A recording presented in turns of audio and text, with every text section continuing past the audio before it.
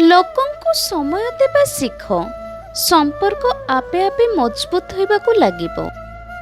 ଯିଏ ଆପଣଙ୍କ ରାଗକୁ ସହିକି ଆପଣଙ୍କ ସାଥ ଦେଇଥାଏ, ତାଠାରୁ ଅଧିକ ଭଲ ପାଇବା ଆପଣଙ୍କୁ ଆଉ କେଉଁଠାରୁ ମିଳିବ ନାହିଁ। ଯିଏ ତୁମକୁ ନେଇ ବିରକ୍ତ ହେଉଛି, ତାକୁ ଛାଡ଼ିଦେବା ହିଁ ଭଲ। କାହିଁକି ନା ବୋଝ ହୋଇ ରହିବା ଠାରୁ ସ୍ମୃତି ହୋଇ ରହିବା ବହୁତ ଭଲ।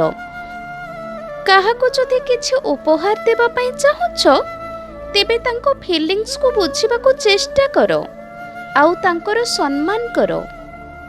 ଅଧିକାଂଶ ସମୟରେ ଏକୁଟିଆ ହୋଇ ସିଏ ରହିଯାଏ ଏହି ଜୀବନରେ ଯେ ସଠିକ୍ ନିଷ୍ପତ୍ତି ନେଇଥାଏ।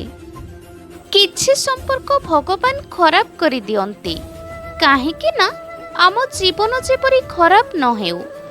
ହଜାରେ ଚାହିଁବା ବାଲା ଠାରୁ ଜଣେ ସାଥ ଦେବା ବାଲା ବହୁତ ଭଲ। ସମ୍ପର୍କ ଯାହା ବି ହେଉ, ପାସୱାର୍ଡ କେବଳ ଗୋଟିଏ, ସିଏ ହେଲା ବିଶ୍ୱାସ।